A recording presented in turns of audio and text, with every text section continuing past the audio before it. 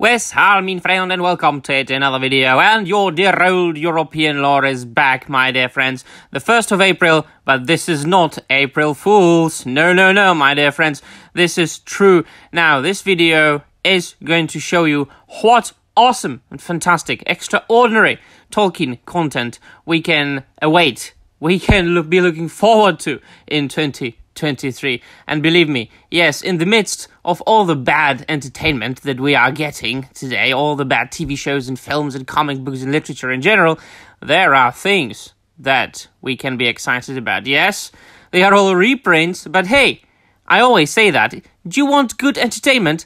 You have to go back. You have to go back and reread that which you have already read in your lives, or rewatch that which you have already seen, or discover things that are there and have been there for a long time, but you have never had the chance to enjoy them. So I've got three books for you here, plus one, well, piece of memorabilia, let us say, but highly practical. So, shall we dig in? This one, the first one, I have already covered in one of my previous videos, but since this is such a great thing, I needed to include it here as well. This is the history of The Hobbit, which came out already about more or less 15 years ago, something like that, and it was written, edited and completed by John D. Rateliff, and it's the history of The Hobbit, and it really traces the birth of The Hobbit and the earliest manuscripts and how Tolkien worked on it, and with notes and with essays added, and of course, this being out already for quite some time, I am very fortunate to have owned this book for a long time in paperbacks. It came out in 2 volumes. This is going to come out in 1 hardcover, and I made a great use of it at university, writing my theses and my essays. So, shall we look what the about on the HarperCollins.com says. In 1 volume, for the first time, this revised and updated examination of how J.R.R. Tolkien came to write his original masterpiece, The Hobbit, includes his complete, unpublished draft version of the story, together with notes and illustrations by Tolkien himself. Now, for those of you who don't know, there was, in the first edition of The Hobbit in 1937, quite a different chapter, called The Riddles of the Dark from the later ones. Tolkien went back and he edited a couple of things so that it fits the events in The Lord of the Rings. You can get the first edition, the first unedited version of The Hobbit, with that unedited chapter in the facsimile edition of The Hobbit that also came out a couple of years ago. But let us continue. The Hobbit was first published on September 21st, 1937. Like its sequel, Lord of the Rings, it is a story that grew in the telling, and many characters and plot threads in the published text are quite different from the story J.R. Tolkien first wrote to read aloud to his young sons, as one of their fireside reads. Together in 1 volume, the history of The Hobbit presents the complete text of the unpublished manuscript of The Hobbit, accompanied by John Rateliff's lively and informative account of how the book came to be written and published. Recording the numerous changes made to the story both before and after publication, he examines chapter by chapter why those changes were made and how they reflect Tolkien's ever-growing concept of Middle-earth, as well as reproducing the original version of one of the world's most popular novels, both on its own merits and as the foundation for The Lord of the Rings. This book includes many little-known illustrations and drafts maps for The Hobbit by Tolkien himself. Also featured are extensive commentaries of the dates and of composition, how Tolkien's professional and early mythological writings influenced the story, the imaginary geography he created, and how Tolkien came to revise the book years after the publication to accommodate events in The Lord of the Rings. Endorsed by Christopher Tolkien as a companion to his essential 12-volume The History of Middle-earth, this thoughtful and exhaustive examination of one of the most treasured stories in English literature offers fascinating new insights for those who have grown up with this enchanting tale, and will delight any who are about to enter Bilbo's round door for the first time. So the good news, as I said in the previous video that I covered this in, it was endorsed by Christopher Tolkien, and that's a good thing, of course. Now, the second one is something beautiful, something extraordinary for the collectors. There was already The Lord of the Rings and the Silmarillion that came out in a brand new illustrated hardcovers, illustrated by the author himself, each and every time in two versions. One of them within like a slipcover and bound in leather, and the other one without the leather and without the slipcover. And this is the without the leather and the slipcover. But we've got The Hobbit. So this will be a beautiful addition to the collection. I don't think I need to say many more words about The Hobbit. Everybody knows, everybody has read it. But let us just very quickly read the synopsis. For the first time ever, a special enhanced edition of the enchanting prelude to The Lord of the Rings, illustrated throughout with over 50 sketches, drawings, paintings, and maps by J.R.R. Tolkien himself, and with a complete text printed in 2 colors. So, Bilbo Baggins, yada yada, we know what Hobbit is about. Written for J.R.R. Tolkien's own children, The Hobbit was published on the 21st of September 1937, with a beautiful cover design, a handful of black and white drawings, and 2 maps by the author himself. The book became an instant success and was reprinted shortly afterwards with 5 color plates. Tolkien's own selection of finished paintings and drawings have become inseparable from his text, adorning editions of The Hobbit for more than 85 years. But the published art has offered only a glimpse of Tolkien's creative process, and many additional sketches, colored drawings and maps, although exhibited and published elsewhere, have never appeared within the pages of The Hobbit.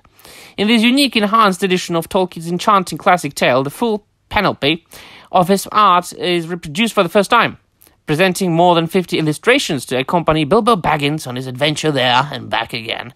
Well, I'm definitely going to get this one as well. Comes out on September the 19th, 2023. Each and every time you've got the date of publication under the title of the book here. It can be found on harpercollins.com. Now, this one is something for me, my dear friends. If you know the European law, you know that I studied English literature and historical linguistics. You know that I'm a huge aficionado of Old English literature. Old English poetry is something that I have always focused my attention to. And the Battle of Maldon, what Old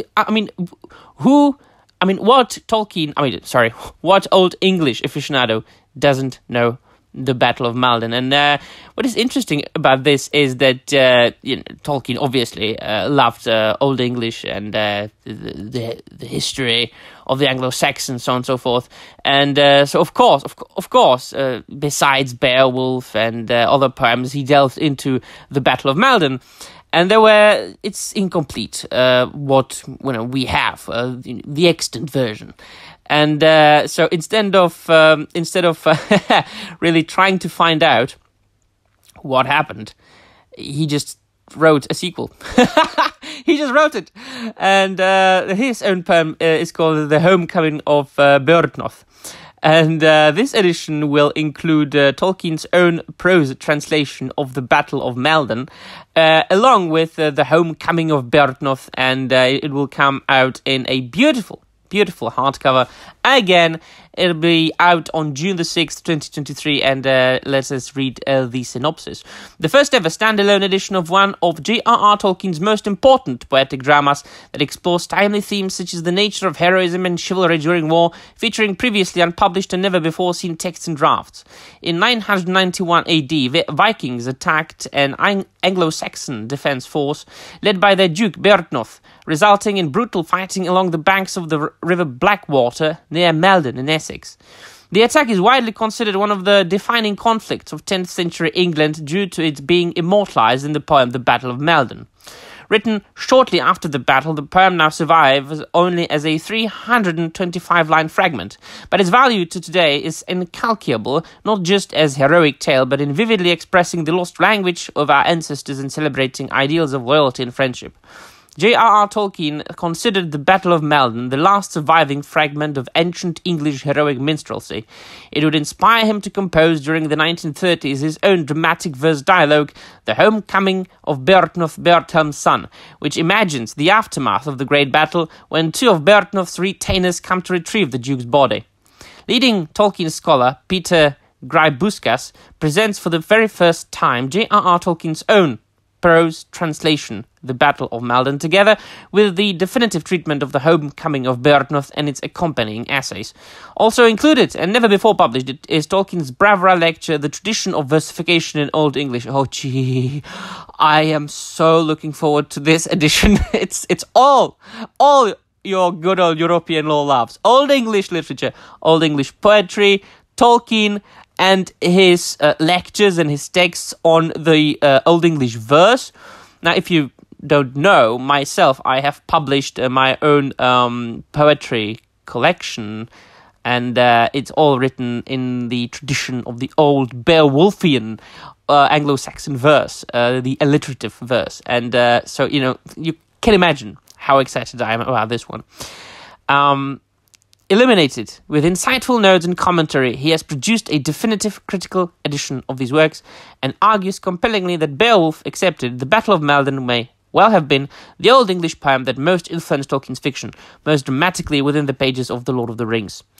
And last but not least, something for everybody, something for even people who couldn't care less about Old English literature. We've got the Tolkien calendar for the next year, and it comes out on August 2023.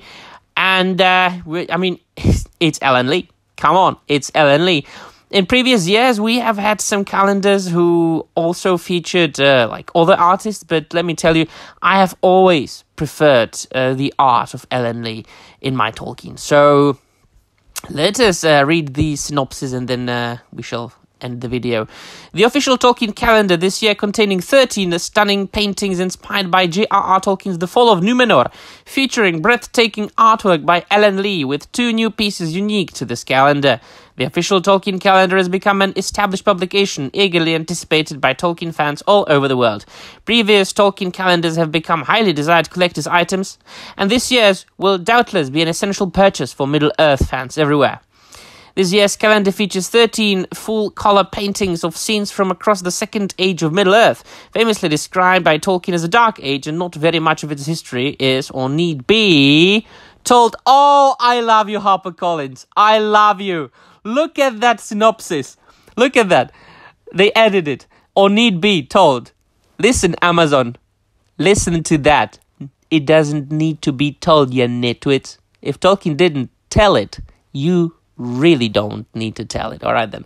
For many years, readers would need to be content with the tantalizing glimpses of it found within the pages of The Lord of the Rings and its appendices, including the forging of the Rings of Power and the building of the Barad-dûr and the rise of Sauron, now presented for the first time in calendar form, with 2 new paintings from the doyen of Tolkien art, Ellen Lee, and an insightful introduction by Brian Sibley. Tolkien fans can discover the Second Age in greater depth than ever before. Well then, this really is a good year for Tolkien publications, and I can't wait to get each and every single one of these things. Alright then, let me know in the comments down below what you think, if you're going to get these things, if you have already pre-ordered some of them, and let me know all about it. That will be all. Thank you very much for watching, and I'm out of here.